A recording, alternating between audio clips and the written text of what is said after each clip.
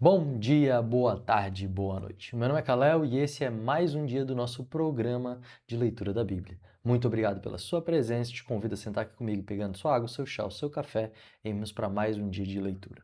Hoje vamos ler Jeremias do capítulo 11 ao capítulo 14 e estamos no nosso dia 225 de leitura consecutiva. Bora lá então? Jeremias 11. A aliança do Senhor. O Senhor Deus me disse: preste atenção nas palavras dessa aliança. Diga ao povo de Judá e aos moradores de Jerusalém que eu, o Senhor, o Deus de Israel, amaldiçoarei todas as pessoas que não obedecerem às palavras dessa aliança. Esta é a mesma aliança que fiz com seus antepassados deles, quando os tirei do Egito, a terra que era para eles como uma fornalha acesa. Eu disse a eles o seguinte: se me obedecerem e fizerem tudo o que eu mandar, vocês serão o meu povo e eu serei o Deus de vocês. Assim cumprirei a promessa que fiz aos seus antepassados, a promessa de lhes dar a terra boa e rica que agora é de vocês. Eu disse: é verdade, ó Senhor. Então Deus continuou: vá até as cidades de Judá, pelas ruas de Jerusalém, e anunciem ali esta minha mensagem. Diga aos israelitas que escutem as palavras da aliança e que as cumpram. Quando tirei os antepassados deles do Egito, eu os avisei solenemente para que obedecessem às minhas palavras e tenho continuado a avisar o povo até hoje. Mas eles não ouviram e nem obedeceram. Pelo contrário, cada um continuou a ser teimoso e mau como sempre fez. Eu havia mandado que fossem fiéis à aliança, mas eles não quiseram obedecer. Por isso eu os castigarei com todos os castigos que estão escritos na aliança. O Senhor Deus ainda me disse o seguinte: o povo de Judá e os moradores de Jerusalém estão se revoltando contra mim. Voltaram a cometer os mesmos pecados dos seus antepassados, que não quiseram fazer o que eu havia mandado, e andaram adorando outros deuses. O povo de Israel e o povo de Judá quebraram a aliança que eu fiz com seus antepassados. Por isso eu, o Senhor, aviso que eu vou fazer cair uma desgraça sobre eles, e eles não escaparão. E quando gritarem pedindo socorro, eu não escutarei. Aí o povo de Judá e os moradores de Jerusalém vão pedir socorro aos seus deuses, a quem vivem oferecendo sacrifícios. Mas quando a desgraça chegar, esses deuses não poderão salvá-los. O povo de Judá tem tantos deuses quanto são as suas cidades, e para oferecerem os vergonhosos sacrifícios ao deus Baal, os moradores de Jerusalém levantaram tantos altares quantos são as ruas da cidade. Jeremias, não ore a mim por este povo, nem me peça nada em favor dele. Quando eles estiverem em dificuldades e me pedirem socorro, eu não os ouvirei. O Senhor também disse: o povo que eu amo está praticando o mal. Que direito eles têm de vir ao meu templo? Será que eles estão pensando que podem afastar a desgraça fazendo promessas e oferecendo sacrifícios de animais? E será que então vão ficar contentes? Uma vez eu os chamei de oliveira verde, carregada de belas azeitonas. Mas agora, com um estrondo de trovão, eu vou pôr fogo nas suas folhas e quebrar os seus ramos. Eu, o Senhor Todo-Poderoso, plantei Israel e Judá, mas agora eu os estou ameaçando com um desastre. Eles mesmos fizeram cair sobre si esses desastres porque fizeram o mal e me provocaram oferecendo sacrifícios a Baal. O plano para matar Jeremias. O Senhor Deus me contou as maldades que os meus inimigos estavam planejando contra mim. Eu era como um cordeiro manso que é levado para ser morto. Não sabia que era contra mim que eles estavam planejando maldades. Eles diziam o seguinte: vamos derrubar a árvore enquanto ainda está forte. Vamos matar Jeremias para nunca mais que ninguém se lembre dele. Então eu orei assim: ó Senhor Todo-Poderoso, Tu és um juiz justo. Tu examinas os nossos pensamentos e os nossos sentimentos. Deixa que eu veja a Tua vingança contra eles, pois coloquei a minha causa nas Tuas mãos. Os homens de Anatote queriam me ver morto. Disseram que, se eu continuasse a pregar em nome de Deus, eles me matariam. Então o Senhor Todo-Poderoso disse a respeito deles: eu os castigarei. Os seus moços serão mortos na guerra, e os seus filhos e filhas morrerão de fome. Não sobrará nenhum deles quando chegar a desgraça que eu vou mandar cair sobre o povo de Anatote. Capítulo 12. Jeremias faz perguntas a Deus. Ó Senhor Deus, se eu discutisse esse caso contigo, tu provarias que estás com razão, mas eu preciso te fazer algumas perguntas sobre a tua justiça. Por que é que os maus ficam ricos? Por que os desonestos conseguem sucesso? Tu os plantas e as suas raízes se firmam, eles crescem e produzem fruto. Vivem sempre falando de ti, mas na verdade não se importam contigo.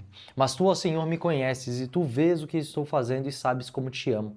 Ó Senhor, arrasta essa gente como ovelhas para o matadouro, separa-os para o dia da matança.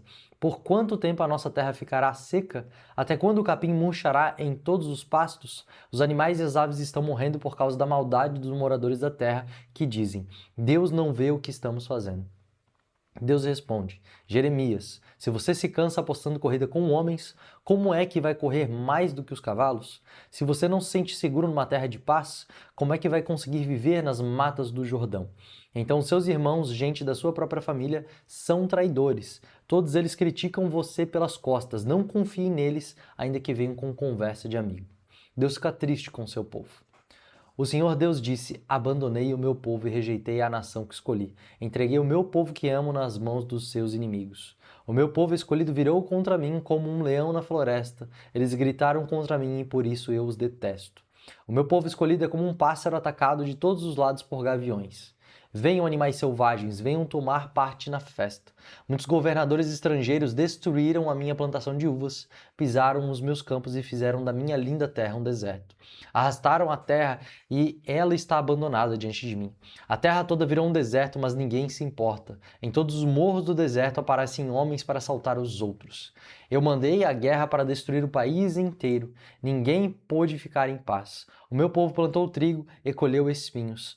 Trabalhou muito, porém não ganhou nada. Por causa do fogo da minha ira, as suas colheitas fracassaram. Os povos vizinhos de Israel. O Senhor Deus diz: Agora eu vou falar sobre os vizinhos maus de Israel, que arruinaram a terra que eu dei ao meu povo. Levaram essa gente para longe das suas terras como se fossem plantas arrancadas.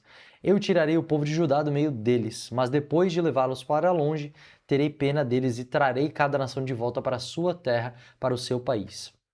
Eu quero que eles aceitem de todo o coração a religião do meu povo. Quero que aprendam a dizer: Juro pelo Senhor, o Deus vivo, assim como no passado eles ensinaram o meu povo a jurar pelo Deus Baal. Se fizerem assim, eles também farão parte do meu povo e terão sucesso. Mas eu arrancarei pelas raízes e destruirei completamente qualquer nação que não quiser obedecer. Eu, o Senhor, falei. Capítulo 13. A roupa estragada. O Senhor Deus me mandou comprar uma roupa de baixo, isso é, um calção novo, e vesti-lo, mas disse que eu não o lavasse antes. Eu fiz o que o Senhor mandou, comprei o calção e vesti. Aí o Senhor falou comigo outra vez, ele disse: Vá até o rio Eufrates e esconda o calção num buraco na rocha. Eu fui e o escondi perto do rio Eufrates, como o Senhor havia mandado, e algum tempo depois o Senhor me disse que voltasse ao rio e apanhasse o calção que ele me havia mandado esconder ali. Voltei lá, procurei e achei o lugar onde havia escondido, mas o calção tinha apodrecido e não estava prestando mais. Então o Senhor me falou de novo, ele disse: É assim que eu vou destruir o orgulho do povo de Judá e o orgulho do povo de Jerusalém. Esse povo mau que não sabe ouvir o que eu digo e sempre foi teimoso. Eles adoram e seguem outros deuses. Por isso vão ficar como essa roupa que não presta mais para nada. E assim como o calção fica bem justo na cintura, eu gostaria que todo o povo de Israel e de Judá ficasse bem perto de mim. Eu queria que eles fossem o meu povo para darem louvor e glória ao meu nome, mas eles não quiseram me obedecer. A jarra de vinho. Deus me disse: Jeremias, fale ao povo de Israel que eu, o Senhor, estou dizendo. Toda jarra de vinho deve ficar bem cheia. Então eles vão dizer que sabem muito bem que toda jarra de vinho deve ficar bem cheia. Diga-lhes então que eu, o Senhor, vou encher de vinho o povo dessa terra até que todos fiquem bêbados, os reis, que são descendentes de Davi, os sacerdotes, os profetas e todo o povo de Jerusalém. Então quebrarei todos, tanto os velhos quanto os jovens, como se quebram os jarros que são jogados uns contra os outros. Destruirei essa gente sem dó, sem piedade e sem misericórdia. Orgulho e castigo. Povo de Israel, é Deus quem está falando. Sejam humildes e prestem atenção. Confessem os seus pecados ao Senhor, o seu Deus, antes que ele faça vir a escuridão. E no escuro vocês tropecem nas montanhas. Vocês esperam a luz, mas ele a mudará em sombras escuras. Ele a transformará em profunda escuridão. Se vocês não prestarem atenção, eu chorarei em segredo por causa do seu orgulho. Chorarei amargamente, derramarei lágrimas porque o povo de Deus foi levado como prisioneiro. Deus me disse mais isso: diga ao rei e à mãe do rei que desçam dos seus tronos, porque as suas lindas coroas caíram da sua cabeça. As cidades da região sul estão cercadas pelos inimigos e ninguém pode chegar lá. Todo o povo de Judá foi levado prisioneiro, foram todos levados para fora do país. Olhe, povo de Jerusalém, os filhos vêm vindo do norte. Onde estão as pessoas que foram entregues para que vocês cuidassem delas? Onde está o povo que é o seu lindo rebanho? O que é que vocês vão dizer quando aqueles que vocês pensavam que eram seus amigos forem colocados acima de vocês, como seus governadores? Vocês vão sentir dores como a mulher que está dando à luz. Jerusalém, você pode perguntar a você mesma: por que isso aconteceu comigo? Por que arrancaram as minhas roupas? Por que me abusaram? Então fique sabendo que é porque os seus pecados são muitos.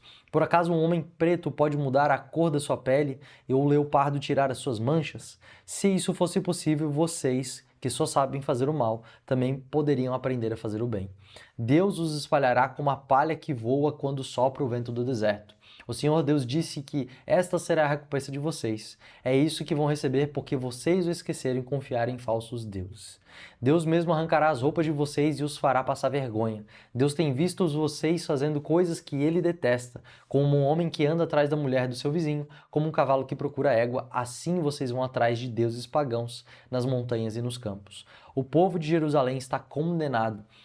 Quando é que vocês vão se purificar? Capítulo 14. A grande seca. O Senhor Deus me disse o seguinte a respeito da seca: o povo de Judá está de luto, chorando. As suas cidades estão morrendo, o povo está batido, jogado no chão e Jerusalém grita pedindo socorro.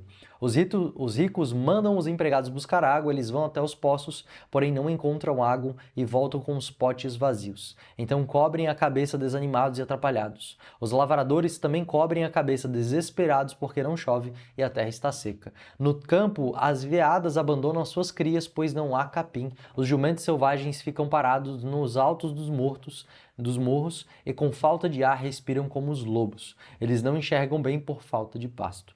Meu povo disse: o Senhor Deus dos nossos pecados nos acusam, mas pedimos que nos ajudes como prometestes. Muitas vezes nós nos afastamos de ti e contra ti nós temos pecado. Tu és a nossa única esperança, a esperança do povo de Israel. Tu és aquele que nos salva quando estamos em dificuldades. Por que é que tens de ser como um estrangeiro em nossa terra ou como um viajante que só pousa uma noite?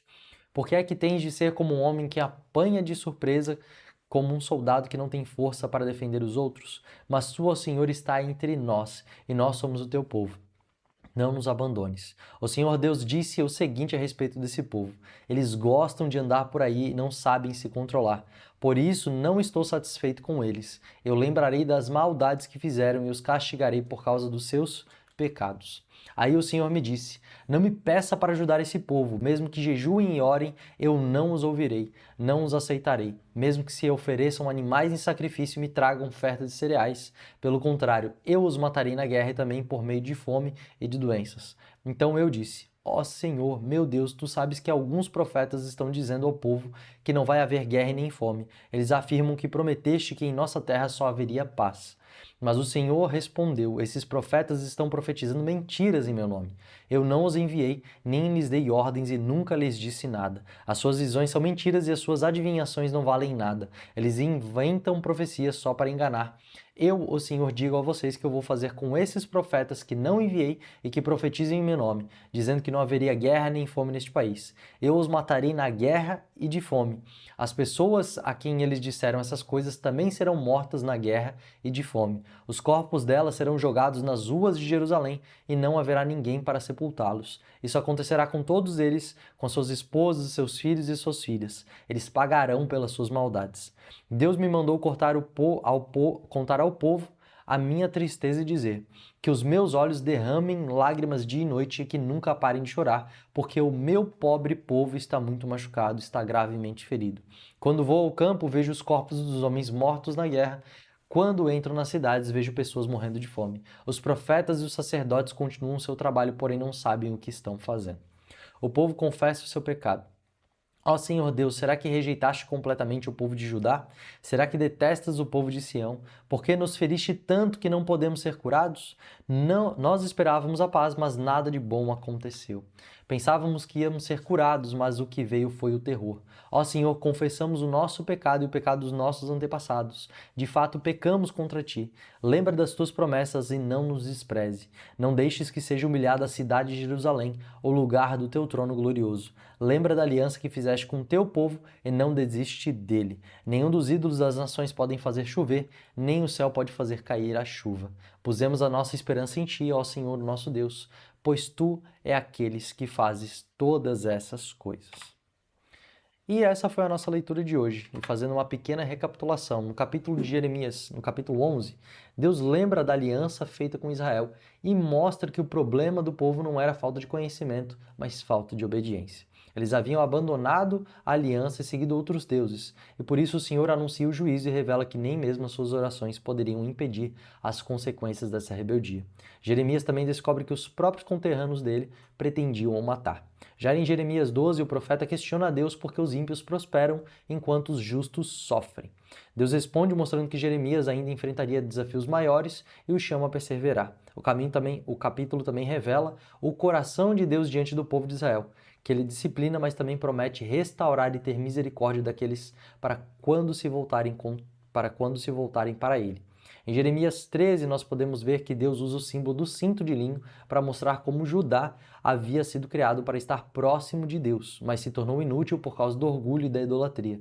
O povo é levado ao exílio porque não quis ouvir. A grande raiz do problema aparece claramente: o orgulho havia endurecido o coração do povo. Já em Jeremias 14, uma grande seca atinge Judá, levando o povo a clamar por misericórdia. Jeremias intercede, mas Deus revela que o problema era profundo. Os falsos profetas diziam que haveria paz, enquanto o povo permanecia em pecado. Mesmo diante do juízo, Jeremias continua intercedendo a Deus.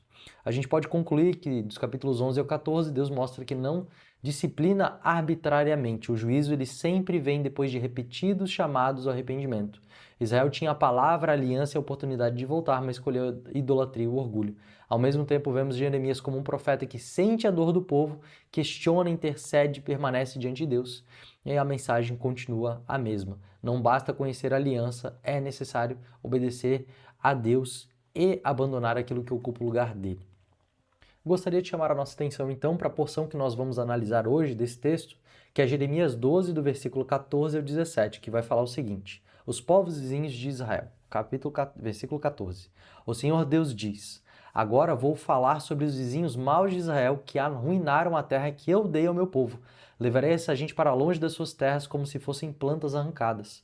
Eu tirarei o povo de Judá do meio deles, mas depois de levá-los para longe, terei pena deles e trarei cada nação de volta para sua terra, para o seu país.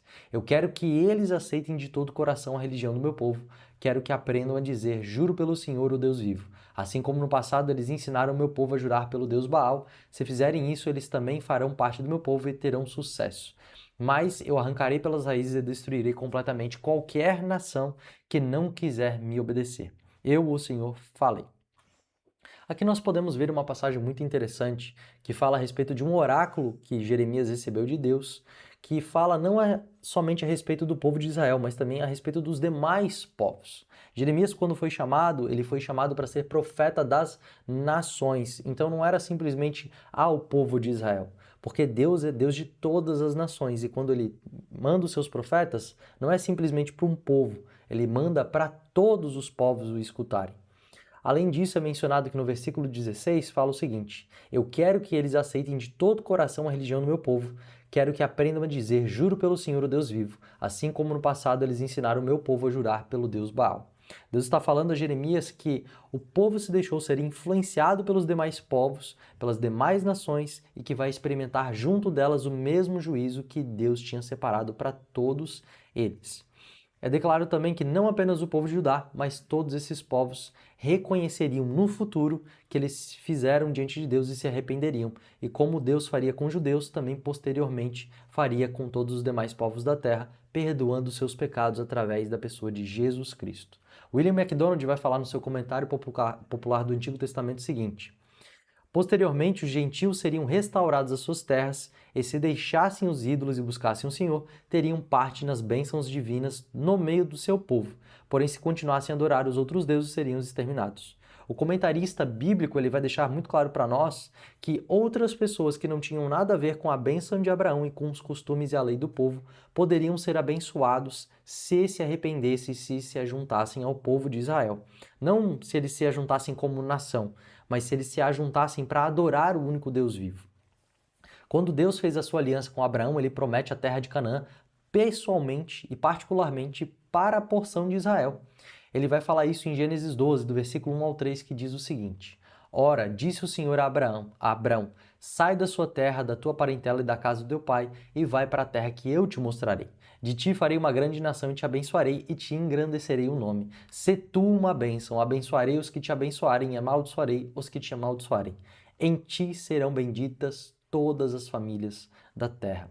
Este momento que nós conhecemos na teologia é chamado de o chamado de Abraão, porque nós podemos prestar atenção que Deus chama o homem, que era, segundo a cultura, segundo aquilo que a gente diz que era a tradição, que também era um idólatra, agora para adorar o único Deus vivo e verdadeiro, para se tornar o primeiro monoteísta da história daquele momento. A grande questão aqui é que nós nos atentamos muito para o versículo 1 e para o versículo 2, que fala como Deus os chamou, como Deus prometeu a terra, como Deus prometeu a bênção, mas a gente acaba não prestando atenção no último versículo, que é o versículo 3, que vai falar o seguinte: abençoarei os que te abençoarem, amaldiçoarei os que te amaldiçoarem, em ti serão benditas todas as famílias da terra. Nós muitas vezes prestamos atenção a respeito de sermos abençoados, mas não pelo motivo a qual nós somos abençoados, que também é para abençoar ou para tornar benditas todas as famílias da terra. Para Abraão, Deus o escolheu não simplesmente para o abençoar, mas para abençoar toda a humanidade.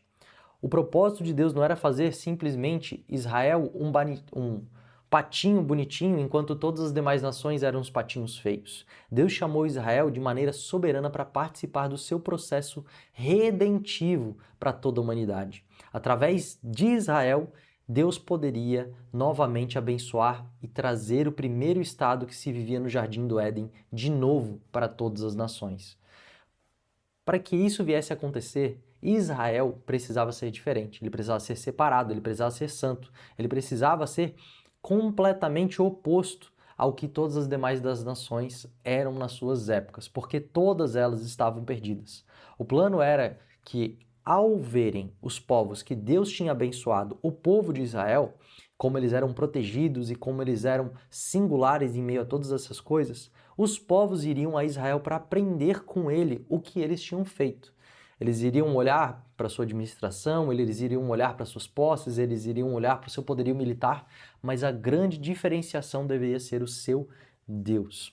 Imagine uma família que tem 12 filhos e todos estão indo muito mal. Os seus pais tinham morrido e todos viraram órfãos. Todos estão perdidos nas drogas e no roubo, e Deus, de uma forma soberana, encontra o caçula e converte esse caçula. Anos depois, a gente pode perceber que o caçula ele é abençoado com trabalho, uma família, estabilidade e todas as demais coisas que todos os outros 11 gostariam de ter. O trabalho dele seria de ir nos demais 11 irmãos e falar como eles podem mudar de vida, assim como Deus mudou a vida dele. Mas adivinha o que aconteceu? O caçula ficou extremamente soberbo e sempre aparecia para se gabar para os seus irmãos. E pouco a pouco ele foi pegando os costumes dessa família de novo, e quando ele menos notou, ele perdeu tudo, perdeu a sua esposa, o seu emprego, os seus filhos e a sua família, e voltou a ficar tão pior quanto todos os demais irmãos.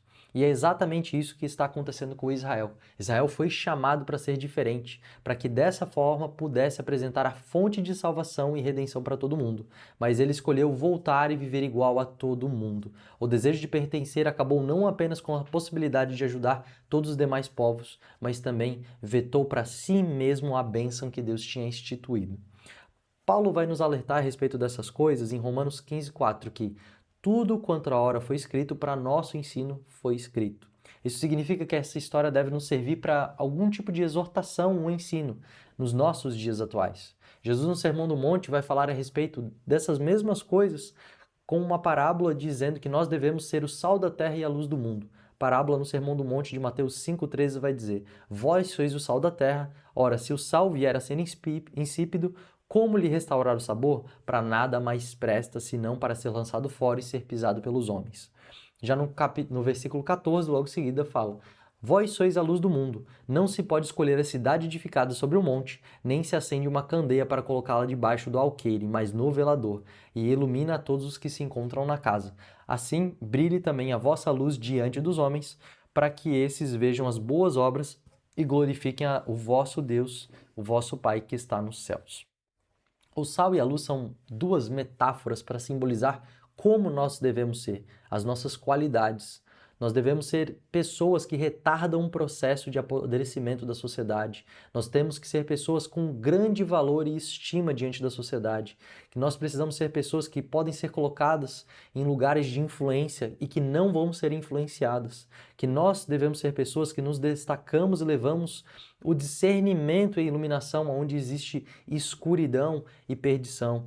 Isso entre muitas outras coisas. Mas a finalidade última não é de nós sermos a última bolacha do pacote, mas sim para que nós venhamos a alcançar e abençoar essas vidas da mesma forma que nós fomos alcançados. Para que nós venhamos a esticar a mão para aqueles que estão perdidos na degeneração, que estão nas trevas e sem esperança. Não para que nós venhamos a nos ajuntar a eles ou que nós venhamos a participar das coisas que eles mesmos participam hoje.